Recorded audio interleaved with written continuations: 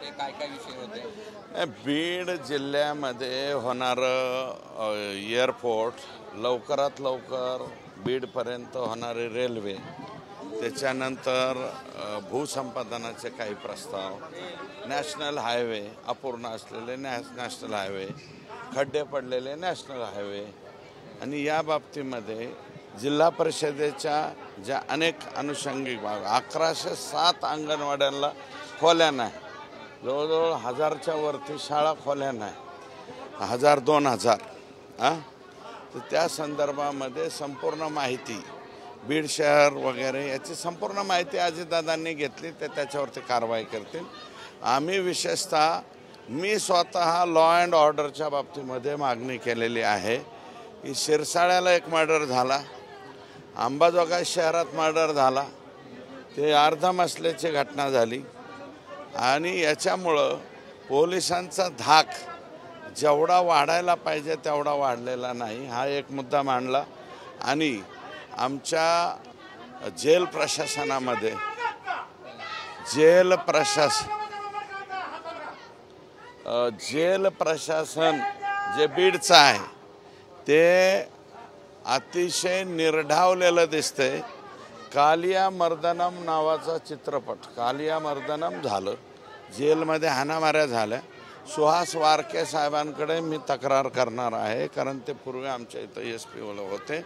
हाणामाऱ्या होऊन एकाच बाजूचे लोक हे इतरत्र जिल्ह्यामध्ये पाठवले जातात, दुसऱ्या बाजूचे का पाठवत नाहीत. आणि या जेलच्या बाबतीमध्ये प्रचंड, कारण हे संतोष देशमुखच्या खुनामधले काही आरोपी आहेत, त्यांना फोनवरती बोलण्याची संधी आहे, रेग्युलर मोबाईलवरती बोलतायत, त्यांना स्वतंत्र जेवण दिलं जात आहे. आणि अशी माहिती मिळाली की त्यांना AC रूमसुद्धा अवेलेबल करण्यात आलेली आहे. तुम्ही एक आरोप केला होता की तुमचा जीव धोक्यात आहे, माझा कट रचला गेला, ते झालं ना काल. नाही, त्याच्या बाबतीत अजितदादांना काय, मुख्यमंत्री महोदयांना बोला, दादांचा तो विषयच नाही ना, त्यांच्याकडे ते खातं नाही. आणि ते किरकोळ जे घटना आहे माझ्या स्वतःच्या बाबतीतली, त्याचा या डेव्हलपमेंटच्या याच्यामध्ये मी मध्ये तोंड घालणारच नाही ना. जिथं वेळ मागायचा मी वेळ मागितलेला आहे, गृह खातं मुख्यमंत्र्यांकडे आहे, त्यांच्याकडे बोलेल. एक प्रश्न उपस्थित होतो, जेल प्रशासन म्हणतंय की मारहाण झाली नाही वाल्मिक कराड आणि दुसऱ्यामध्ये, मात्र जेल प्रशासन त्यातला एक बाहेर पाठवतो. 2 पाठवले, आठवले पाठवला, ते महादेव गित्ते पाठवलं, एक तुम्ही नाशिकला पाठवता किंवा संभाजीनगरला, एक टीम कुठं पाठवली तुम्ही पुण्याला पाठवली. आणि मग हे वाल्मिक कराड आणि हे काही जावं आहेत का जेल प्रशासनाचे, त्यांना इथं का ठेवलं, यांना अमरावती किंवा नागपूरला पाठवा ना.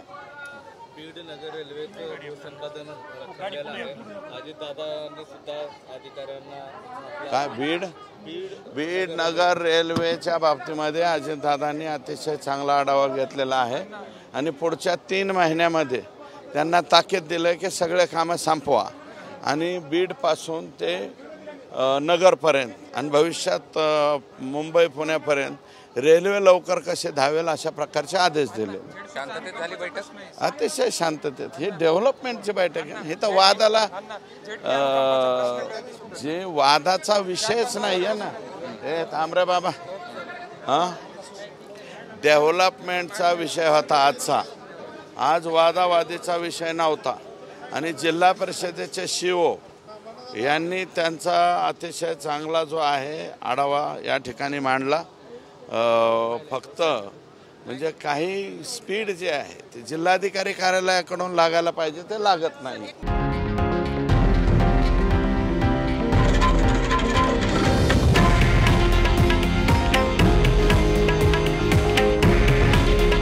हे आहे देशातील नंबर 1 न्यूज नेटवर्क आणि आपण पाहत आहात TV9 मराठी. काळजी तुमची, हित महाराष्ट्राचं.